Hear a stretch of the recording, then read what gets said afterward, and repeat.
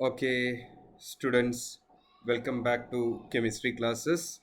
Okay, uh, today we are going to discuss more examples of ionic bond formation. If you remember, in the previous class, we discussed about ionic bond. Okay, chemical bond, two types are there, ionic bond one, second one is covalent bond. We found how the ionic bond is formed. If somebody asks you what is ionic bond, you know it is the electrostatic force of attraction between cation and anion. Okay, it is formed by donation of electron from a metal to non-metal. These are the things we have learned in the previous class. Now we are going to see more examples of ionic bond formation, in which the first one today I will discuss is the formation of magnesium oxide. Okay, MgO. Formula is MgO. Let us see how magnesium oxide is formed. Magnesium, magnesium is having atomic number 12. So its electronic configuration will be 282. Oxygen is having atomic number 8. So the electronic configuration is 26. So it is very clear that magnesium want to lose 2 electrons and oxygen want to gain 1 more electron. So when they meet, magnesium gives 2 electrons to oxygen. So when magnesium gives 2 electrons to oxygen, I can write it separately as magnesium gives out 2 electrons. When magnesium gives out 2 electrons, magnesium will become magnesium 2 positive, because when you are losing the electron, you will become positive in charge. Okay, positive ion you will become. Okay, and the electronic configuration changes to 282 to 28, so that you will get the octet electronic configuration in your valence shell, magnesium. Okay, so now magnesium എന്തായി Mg2+ ആയി. ഓക്സിജനോ 2 electron കിട്ടിയപ്പോൾ oxygen എന്തായി O2- ആയി.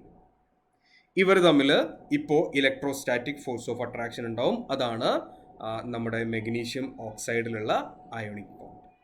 Okay, അപ്പം finally നമുക്ക് നോക്കുന്ന സമയത്ത് ഒരു മെഗ്നീഷ്യം ഒരു ഓക്സിജൻ ആണ് ഉണ്ടാവുക മെഗ്നീഷ്യം ഓക്സൈഡിൽ. കാരണം ഇലക്ട്രോൺ 2 ഒരാൾ കൊടുക്കുന്നു, 2 മറ്റാൾ ആക്സെപ്റ്റ് ചെയ്യുന്നു. സിമ്പിൾ പരിപാടിയാണ്.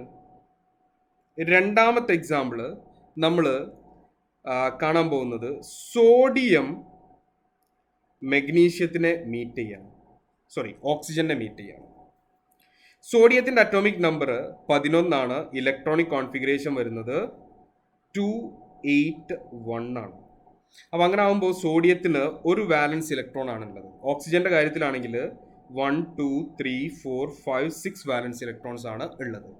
അപ്പം ഈ ഓക്സിജന് 2 ഇലക്ട്രോൺ വേണം. അപ്പോൾ സോഡിയം ചോദിക്കും, അല്ല ഓക്സിജൻ ഒരു ഇലക്ട്രോൺ ഞാൻ തരട്ടെ, ആക്സെപ്റ്റ് ചെയ്യുമോ? അപ്പോൾ ഓക്സിജൻ പറയും, എനിക്ക് അങ്ങനെ ഒരു ഇലക്ട്രോൺ ആയിട്ട് ആക്സെപ്റ്റ് ചെയ്യാൻ പറ്റില്ല. സ്റ്റെബിലിറ്റി കിട്ടണമെങ്കിൽ 2 ഇലക്ട്രോൺ എനിക്ക് കിട്ടണം, അപ്പോഴേ ഞാൻ ആക്സെപ്റ്റ് ചെയ്യുള്ളൂ. അല്ലാണ്ട് തമാശക്ക് ഒരു ഇലക്ട്രോൺ ആക്സെപ്റ്റ് ചെയ്യുന്ന പരിപാടി ആർക്കില്ല, ഓക്സിജനില്ല. അപ്പോൾ ഇത് പറയുന്നതോടുകൂടി സോഡിയം എന്ത് ചെയ്യുന്നറിയോ, ഓടിപ്പോയിട്ട് സോഡിയത്തിൻ്റെ ഒരു ഫ്രണ്ടിനെ കൂട്ടിക്കൊണ്ടുവരും, അതേമാതിരത്തെ ഒരു സോഡിയം. എന്നിട്ട് ഇപ്പോൾ ഓക്സിജനോ ചോദിക്കും, അല്ല ഓക്സിജൻ, നീ കണ്ടോ, ഞാൻ ഒരു ഫ്രണ്ടിനെ കൂട്ടിക്കൊണ്ടുവന്നുണ്ട്, അയാളുടെ കയ്യിൽ എന്തുണ്ട്, അയാളുടെ കയ്യിലും ഒരു ഇലക്ട്രോൺ ഉണ്ട്. ഞങ്ങൾ രണ്ടു പേരും ഓരോ ഇലക്ട്രോൺ ആയിട്ട് അങ്ങോട്ട് തന്നാൽ സ്വീകരിക്കുമോ? അപ്പോൾ ഓക്സിജൻ പറഞ്ഞു, അത് കുഴപ്പമില്ല, കാരണം എന്താ, 2 ഇലക്ട്രോൺ കിട്ടല്ലോ ഓക്സിജന്. അപ്പോൾ അങ്ങനെ ഓക്സിജന് 2 ഇലക്ട്രോൺ കിട്ടിയപ്പോൾ ഓക്സിജൻ എന്തായി, 2- ആയി. ഇവിടെയുള്ള സോഡിയം, ഒരു സോഡിയം ഒരു ഇലക്ട്രോൺ അല്ലേ വിട്ടുകൊടുത്തത്. അപ്പോൾ ഒരു സോഡിയം Na+ ആവും, മറ്റേ സോഡിയം എന്തായിട്ടുണ്ടാവും, Na+ ആയിട്ടുണ്ടാവും. ഓക്കെ, ഇപ്പോൾ ഒരു ഓക്സിജനായിട്ട് ബോണ്ട് ഉണ്ടാക്കണമെങ്കിൽ, അയോണിക് ബോണ്ട് ഉണ്ടാക്കണമെങ്കിൽ എന്ത് വേണം, 2 സോഡിയം വേണം. ഓക്കെ, അതുകൊണ്ടാണ് നമ്മൾ സോഡിയം ഓക്സൈഡിൻ്റെ ഫോർമുല എഴുതുന്ന സമയത്ത് Na2O എന്ന് എഴുതുന്നത്. അപ്പോൾ സോഡിയം ഓക്സൈഡിൻ്റെ എക്സാമ്പിളാണ് ഈ കാണിച്ചിരിക്കുന്നത്. സോഡിയം ഓക്സൈഡിൽ നമുക്ക് വേണമെങ്കിൽ ഈ Na+ വേണമെങ്കിൽ ഇപ്പുറത്ത് സോഡിയത്തിന് ഓക്സിജൻ്റെ അപ്പുറത്ത് എഴുതാം കേട്ടോ. കാരണം Na+ഉം O2- തമ്മിലാണ് ഇലക്ട്രോസ്റ്റാറ്റിക് ഫോഴ്സ് ഓഫ് അട്രാക്ഷൻ. ഈ Na+ഉം O2- തമ്മിലാണ് ഇലക്ട്രോസ്റ്റാറ്റിക് ഫോഴ്സ് ഓഫ് അട്രാക്ഷൻ വരുന്നത്. ഓക്കെ, ഇതാണ് Na2ൻ്റെ കഥ, Na2Oൻ്റെ കഥ. മൂന്നാമത്തെ എക്സാമ്പിൾ ഞാൻ എടുക്കുന്നത് മഗ്നീഷ്യം ക്ലോറിനെ മീറ്റ് ചെയ്യുന്നതാണ്. മഗ്നീഷ്യത്തിൻ്റെ അറ്റോമിക് നമ്പർ 12 ആണ്. അപ്പോൾ ഇലക്ട്രോണിക് കോൺഫിഗറേഷൻ വരുന്നത് 282 ആണ്. ഓക്കെ, 282 ആണ്.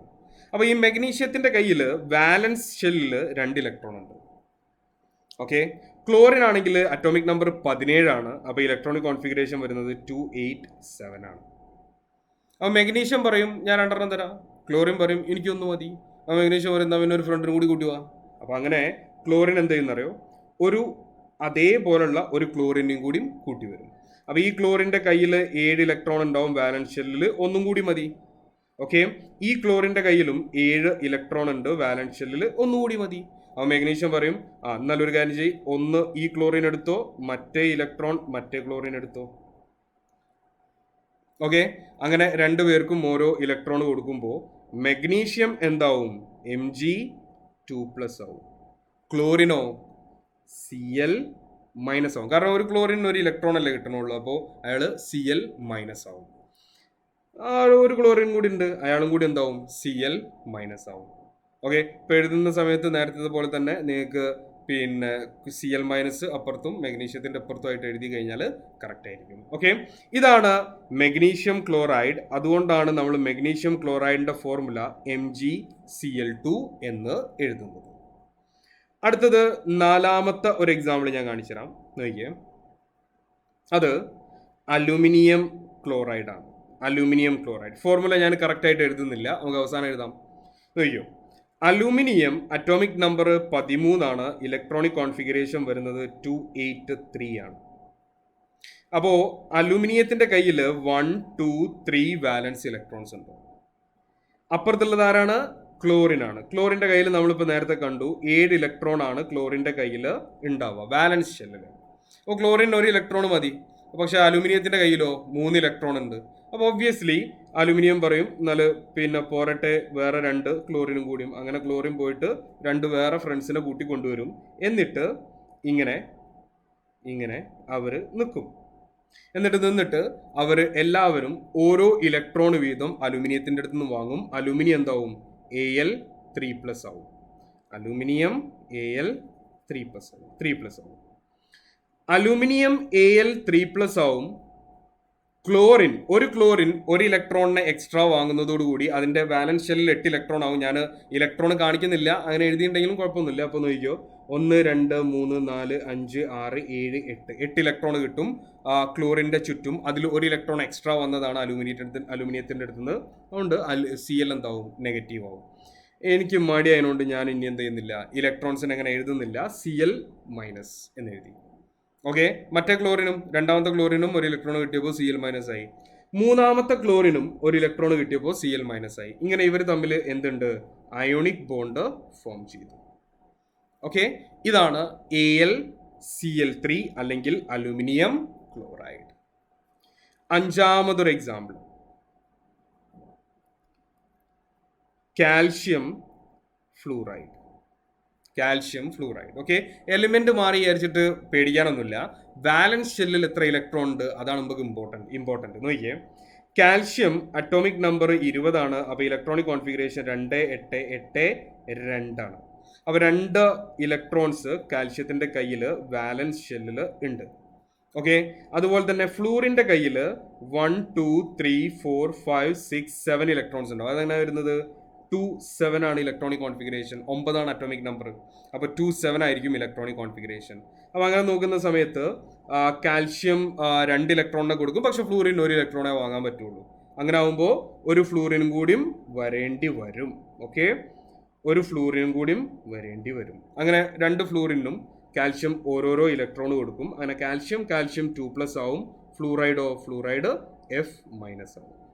അങ്ങനെ കാൽഷ്യത്തിനോട് ഫ്ലൂറൈഡും കാൽഷ്യം തമ്മിൽ എന്തുണ്ടാവും? അയോണിക് ബോണ്ട് ഫോം ചെയ്തു. മനസ്സിലാവുണ്ടോ?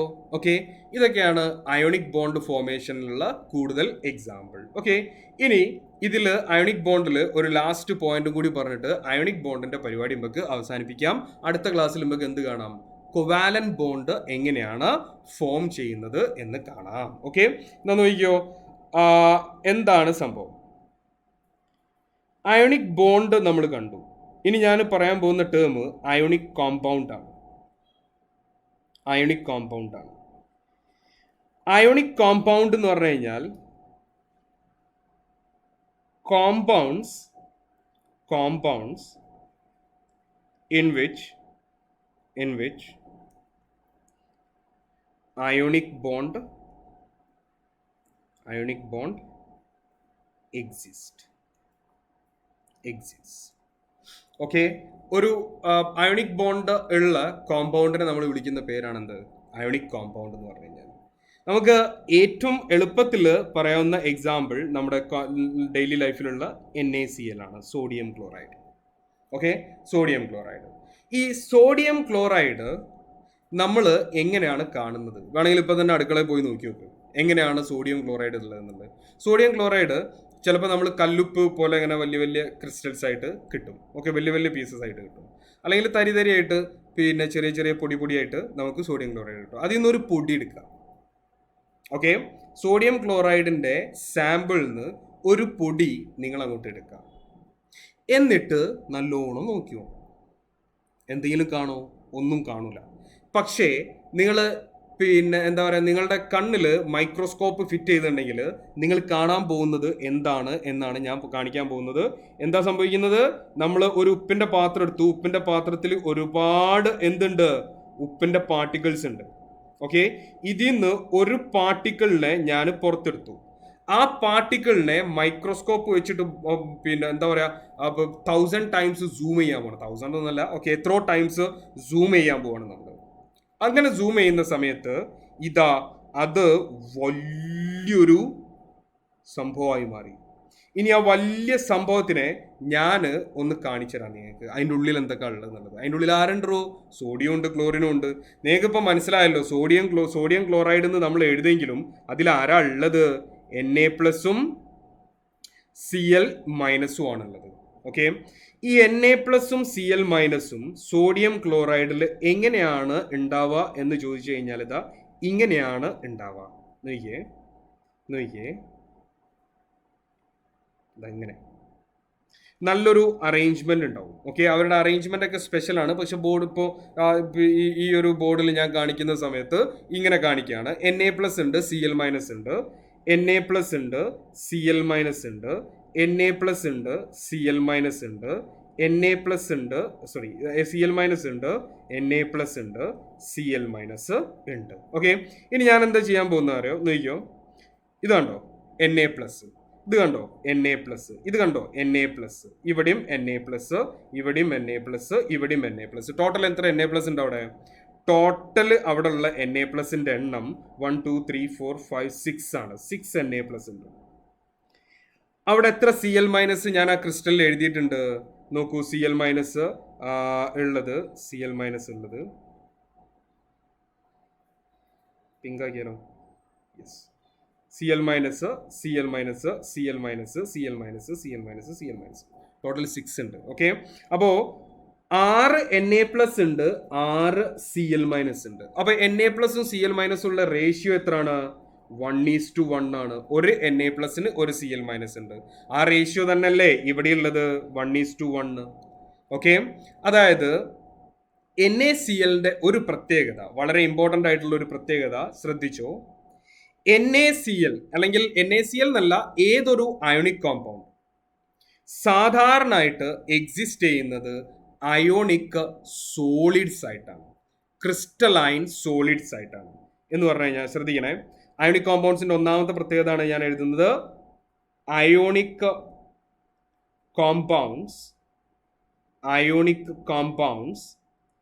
exist as crystalline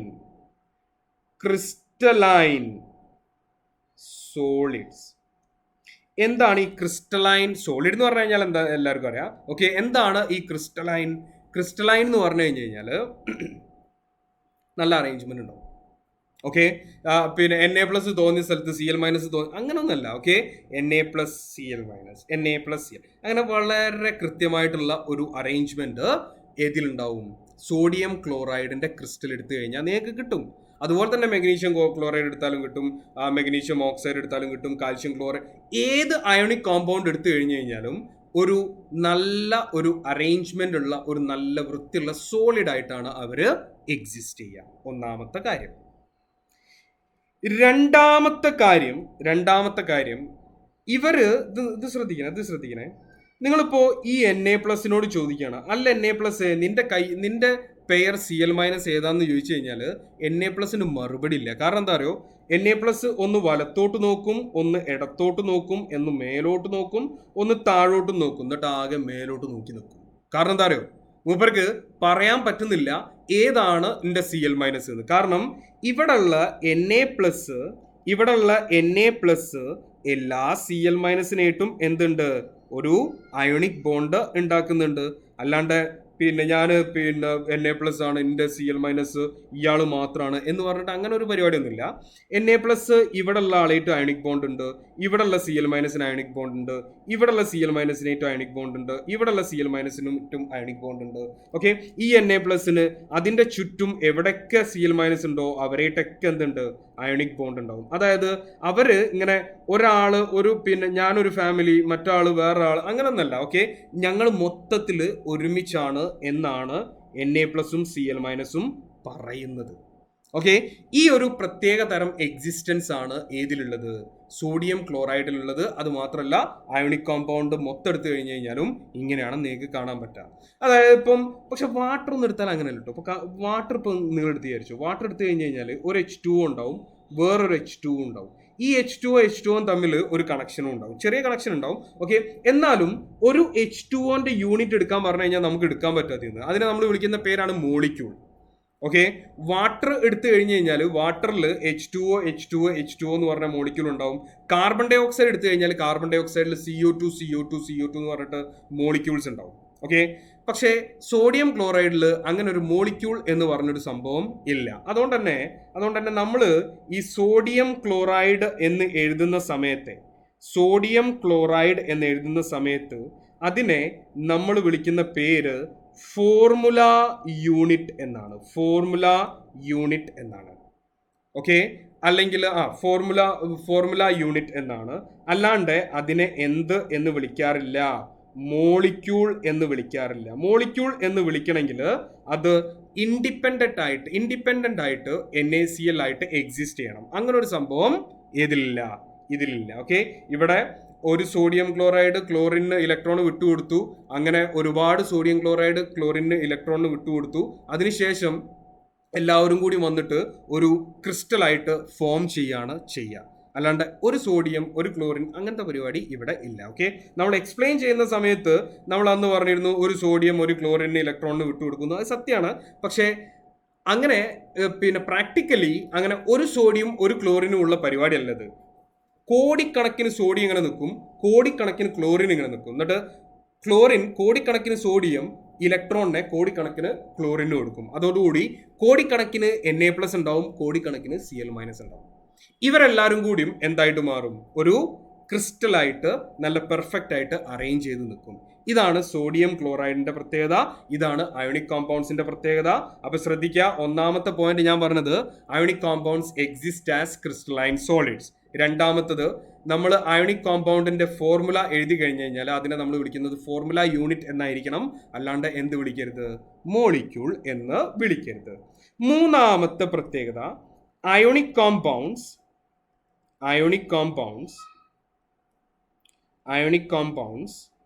are soluble in water generally. Okay, സാധാരണ അയോണിക് കോമ്പൗണ്ട്സ് ഇപ്പൊ ഉപ്പ് വെള്ളത്തിലിട്ട് നന്നായിട്ട് ഡിസോൾവ് ചെയ്യല്ലോ, അതേമാതിരി തന്നെയാണ് ബാക്കിയുള്ള അയോണിക് കോമ്പൗണ്ട്സും വെള്ളത്തിലിട്ട് കഴിഞ്ഞ് കഴിഞ്ഞാൽ നന്നായിട്ട് ഡിസോൾവ് ചെയ്യും. ഓക്കെ, അപ്പൊ ionic compounds R soluble in water. അതാണ് മൂന്നാമത്തെ പ്രത്യേകത അയോണിക് കോമ്പൗണ്ട്സിന്റെ. നാലാമത്തെ പ്രത്യേകത, ionic compounds have high melting point. Ionic compounds have a high melting point. ഇപ്പോൾ പിന്നെ നിങ്ങൾ പിന്നെ വീട്ടിലുള്ള അയോണിക് കോമ്പൗണ്ട് മറ്റേ സോഡിയം ക്ലോറൈഡ് എടുത്തിട്ട് ഒന്ന് വെറുതെ ഒന്ന് ചൂടാക്കി വെക്കും. ഓക്കെ, അങ്ങനെ മെൽറ്റ് ചെയ്യില്ല. മെൽറ്റ് ചെയ്യണമെങ്കിൽ കുറച്ച് സമയം എടുക്കും. ഇപ്പോൾ ഐസൊക്കെ 0 ഡിഗ്രി സെൽഷ്യസിൽ മെൽറ്റ് ചെയ്യും. അതേമാതിരി ഒന്നും നമ്മുടെ അയോണിക് കോമ്പൗണ്ട് മെൽറ്റ് ചെയ്യില്ല. കുറച്ച് സമയം ചൂടാക്കി നല്ല ഒരു ടെമ്പറേച്ചറിൽ എത്തിക്കഴിഞ്ഞാലേ അവർ മെൽറ്റ് ആവുള്ളൂ. അതാണ് അവർക്ക് എന്തുണ്ട്, ionic compounds have A high melting point. അഞ്ചാമത്തെ പ്രത്യേകത, ഇതാണ് ശരിക്കും ഉള്ള പ്രത്യേകത കേട്ടോ, ശ്രദ്ധിച്ചോ. ionic compounds are A, insulators. Ionic compounds are insulators. B, conductors. എപ്പോഴാണ് ഇൻസുലേറ്റർ ആവുക അറിയോ? In solid state. Okay, solid സ്റ്റേറ്റിൽ അയോണിക് കോമ്പൗണ്ട്സ് എന്താണ്? ഇൻസുലേറ്റേഴ്സ് ആണ്. എന്നാൽ അയോണിക് കോമ്പൗണ്ട്സ് കണ്ടക്ടേഴ്സ് ആയിട്ടും ബിഹേവ് ചെയ്യും രണ്ട് സമയത്ത്. ഒന്ന് in molten state or in aqueous solution. Okay, aqueous സൊല്യൂഷനിലോ അല്ലെങ്കിൽ മോൾട്ടൺ സ്റ്റേറ്റിലോ, ഓക്കെ, aqueous സൊല്യൂഷനിലോ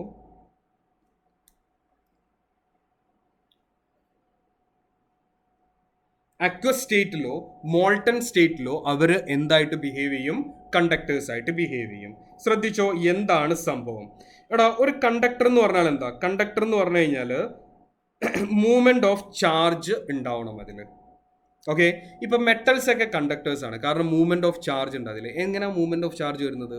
ഇലക്ട്രോൺസ് ഉണ്ട്, നെഗറ്റീവ് ചാർജ് ആണ്. ഈ നെഗറ്റീവ് ചാർജിന് മൂവ്മെന്റിനുള്ള പോസിബിലിറ്റി ഉണ്ട്. ഓക്കെ, അപ്പോൾ ഒരു മെറ്റൽ കണ്ടക്ടർ ആവുന്നത് അതിലുള്ള നെഗറ്റീവ് ചാർജ്ഡ് ഇലക്ട്രോൺസ് മൂവ് ചെയ്യുന്നത് കൊണ്ടാണ്. അങ്ങനെ ചാർജുള്ള ആരെങ്കിലുമൊക്കെ മൂവ് ചെയ്യുകയാണെങ്കിൽ കണ്ടക്ടേഴ്സ് വരും. ശരിക്കും കണ്ടക്ടേഴ്സിന് 2 ഓപ്ഷൻസ് ഉള്ളത്. ഒന്ന് സാധാരണ ഒന്നുകിൽ ഇലക്ട്രോൺസ് മൂവ് ചെയ്യും അല്ലെങ്കിൽ അയോൺസ് മൂവ് ചെയ്യും. അയോൺസിനും ചാർജ് ഉണ്ടല്ലോ. അപ്പം മൂവ് ചെയ്യുന്ന ഇലക്ട്രോൺസ് ഉണ്ടെങ്കിൽ കണ്ടക്ടറാണ്. ഇപ്പോൾ പ്ലാസ്റ്റിക്കിൽ ഇലക്ട്രോൺ ഉണ്ട് ഇല്ലേ? പ്ലാസ്റ്റിക്കിൽ ഇലക്ട്രോൺ ഉണ്ട്, പക്ഷെ പ്ലാസ്റ്റിക് കണ്ടക്ടർ ആണോ? അല്ല. കാരണം എന്താ? അതിൽ എന്തില്ല? ഇലക്ട്രോൺ ഉണ്ട്, പക്ഷെ മൂവ് ചെയ്യുന്ന ഇലക്ട്രോൺ ഇല്ല. ഓക്കെ, ഫ്രീ ഇലക്ട്രോൺസ് ഇല്ല എന്ന് പറയാൻ പറ്റും. അപ്പോൾ പ്ലാസ്റ്റിക് കണ്ടക്ടർ അല്ല, even though it has electron. Why? Because the electrons inside the plastic are not free electrons. അതേമാതിരി നിങ്ങൾ പിന്നെ ഒരു ഓപ്ഷൻ ഉള്ളത്, ഒരു കണ്ടക്ടർ ആവാനുള്ള ഓപ്ഷൻ ഉള്ളത്, മൂവ് ചെയ്യുന്ന അയോൺസ് ഉണ്ടെങ്കിലും, അയോൺസിനും ചാർജ് ഉണ്ടല്ലോ, പോസിറ്റീവോ നെഗറ്റീവോ ഉണ്ടാവും. അപ്പോൾ മൂവ് ചെയ്യുന്ന അയോൺസ് ഉണ്ടെങ്കിലും നമുക്ക് കണ്ടക്ടറായിട്ട് വർക്ക് ചെയ്യാൻ പറ്റും. ഇപ്പോൾ നിങ്ങൾ സോഡിയം ക്ലോറൈഡ് എടുത്തു കഴിഞ്ഞാൽ അതിലെന്തുണ്ട്? കുറേ Na+ഉം Cl- ഒക്കെ ഇങ്ങനെ അറേഞ്ച് ചെയ്തിട്ട് ഉണ്ടാവും. ഈ സോളിഡ് സ്റ്റേറ്റിൽ, ഇത് സോളിഡ് സ്റ്റേറ്റ് ആണ്, സോളിഡ് NaCl നിങ്ങൾ എടുത്തു കഴിഞ്ഞ് കഴിഞ്ഞാൽ ഇവിടെയുള്ള അയോൺസ് എന്തല്ല? Not free to move. അതുകൊണ്ട് അവർ കണ്ടക്ടേഴ്സ് അല്ല. കാരണം Na+Cl- പിടിച്ചു നിർത്തും, Cl- Na+നെ പിടിച്ചു നിർത്തും. അങ്ങനെ എല്ലാവരും പരസ്പരം പിടിച്ചു നിർത്തുന്നതുകൊണ്ട് അവരെന്തല്ല? മൂവ് ചെയ്യാൻ ഫ്രീ ആയിട്ടുള്ള ആളുകളല്ല. അതുകൊണ്ട് അവരെന്തല്ല? കണ്ടക്ടേഴ്സ് അല്ല. എന്നാൽ ഈ സോളിഡ് സോഡിയം ക്ലോറൈഡിനെ നിങ്ങളെങ്ങാനും എടുത്ത് വെള്ളത്തിലിട്ടു എന്ന് വിചാരിച്ചു. ഓക്കെ, നിങ്ങളെങ്ങാനും എടുത്തിട്ട് വാട്ടറിൽ ഡിസോൾവ് ചെയ്തു എന്ന് വിചാരിച്ചോ സോഡിയം ക്ലോറൈഡിനെ. അപ്പോൾ ഇതിലുള്ള Na+ഉം Cl- Na+ഉം Cl- ഒക്കെ എന്താവും? ഫ്രീ ആയിട്ട് വെള്ളത്തിൽ ഇങ്ങനെ ഒഴുകി നടക്കാൻ തുടങ്ങും. ഓക്കെ, അവർ തമ്മിലുള്ള ആ ഒരു അയോണിക് ബോണ്ട് ഉണ്ടല്ലോ അത് അങ്ങോട്ട് വീക്കൻ ചെയ്തിട്ട് Na+ഉം Cl- ഒക്കെ ഇങ്ങനെ ഒഴുകി നടക്കും വെള്ളത്തിൽ. ഇതോടുകൂടി വെള്ളത്തിൽ മൂവ്മെന്റ് പോസിബിൾ ആയിട്ടുള്ള അയോൺസ് വരും. അതുകൊണ്ട് വെള്ളത്തിലിട്ട് കഴിഞ്ഞു കഴിഞ്ഞാൽ സോഡിയം ക്ലോറൈഡ് എന്താണ്? കണ്ടക്ടറാണ്. ഓക്കെ, അങ്ങനെ വെള്ളത്തിലിട്ട് കഴിഞ്ഞു കഴിഞ്ഞാൽ കണ്ടക്ടർ ആവുന്ന ആളുകളെ വിളിക്കുന്ന പേരാണ് ഇലക്ട്രോലൈറ്റ്സ്. ഇലക്ട്രോലൈറ്റ്. അപ്പോൾ സോഡിയം ക്ലോറൈഡ് ഒരു ഇലക്ട്രോലൈറ്റ് ആണ്. ഓക്കെ, കാരണം അത് വെള്ളത്തിലിട്ട് കഴിഞ്ഞു കഴിഞ്ഞാൽ കണ്ടക്ട് ചെയ്യും. അതുകൊണ്ട് രണ്ടാമത്തെ ഒരു പോസിബിലിറ്റി എന്ന് പറഞ്ഞു കഴിഞ്ഞാൽ അതാണ് അക്വ സൊല്യൂഷൻ. വെള്ളത്തിൽ സോഡിയം ക്ലോറൈഡ് ഡിസോൾവ് ചെയ്തതിനാണ് അക്വ സൊല്യൂഷൻ എന്ന് വിളിക്കുക. അപ്പോൾ അക്വ സൊല്യൂഷനിൽ സോഡിയം ക്ലോറൈഡ് ഒരു കണ്ടക്ടറാണ്. ഓക്കെ, രണ്ടാമത്തെ ഒരു പോസിബിലിറ്റി എന്ന് പറഞ്ഞു കഴിഞ്ഞാൽ ഈ സോഡിയം ക്ലോറൈഡിനെ നിങ്ങൾ എന്ത് ചെയ്യുക? ലിക്വിഡ് സോഡിയം ക്ലോറൈഡ് ആക്കുക. ലിക്വിഡ് സോഡിയം ക്ലോറൈഡ് ആക്കുക. ലിക്വിഡ് സോഡിയം ക്ലോറൈഡ് എന്ന് പറഞ്ഞു കഴിഞ്ഞാൽ ഒന്നുമില്ല, molten sodium chloride. Okay, melt ചെയ്യിക്കുക. മോൾട്ടൺ ലിക്വിഡ്, അല്ലെങ്കിൽ നമുക്ക് എന്തും കൂടി വിളിക്കാം, മോൾട്ടൺ സോഡിയം ക്ലോറൈഡ് എന്ന് വിളിക്കാം. ആ മോൾട്ടൺ സോഡിയം ക്ലോറൈഡോ അല്ലെങ്കിൽ ലിക്വിഡ് സോഡിയം ക്ലോറൈഡോ നിങ്ങൾ എടുത്തു കഴിഞ്ഞു കഴിഞ്ഞാൽ അതിൽ ഈ സോളിഡിലെ മാതിരി Na+Cl- Na+ ഭയങ്കര അറേഞ്ച്മെന്റ് ഒന്നും ഉണ്ടാവില്ല. ഓക്കെ, ഒന്നായിട്ട് പൊട്ടി താറുമാറായി Na+ ഇപ്പുറത്ത് Cl- അപ്പുറത്ത്, ഓക്കെ, ഒരു Na+ ഇപ്പുറത്ത് Cl- ഇപ്പുറത്ത് എന്നൊക്കെ പറഞ്ഞാണ്ട് ഒന്നായിട്ട് താറുമാറായിട്ട് കിടക്കായിരിക്കും. അങ്ങനെയുള്ള അവസ്ഥയിൽ അങ്ങനെ നിങ്ങൾ സോഡിയം ക്ലോറൈഡിനെ നിങ്ങൾ എടുത്തു കഴിഞ്ഞു കഴിഞ്ഞാൽ അത് എന്ത് ചെയ്യും? ഇലക്ട്രിസിറ്റി കണ്ടക്ട് ചെയ്യും. കാരണം അതിൽ എന്തുണ്ട്? ഇപ്പോൾ മൂവ്മെന്റ് പോസിബിൾ ആയിട്ടുള്ള അയോൺസ് ഉണ്ട്. ഓക്കെ, അപ്പൊ ഇതാണ് സോഡിയം ക്ലോറൈഡ് അല്ലെങ്കിൽ അയോണിക് കോമ്പൗണ്ട്സിന്റെ ജനറൽ ആയിട്ടുള്ള പ്രോപ്പർട്ടീസ്. ഓക്കെ, അപ്പൊ നമ്മളിപ്പോൾ ഇന്ന് പഠിച്ചിട്ടുള്ളത് എന്താണ്?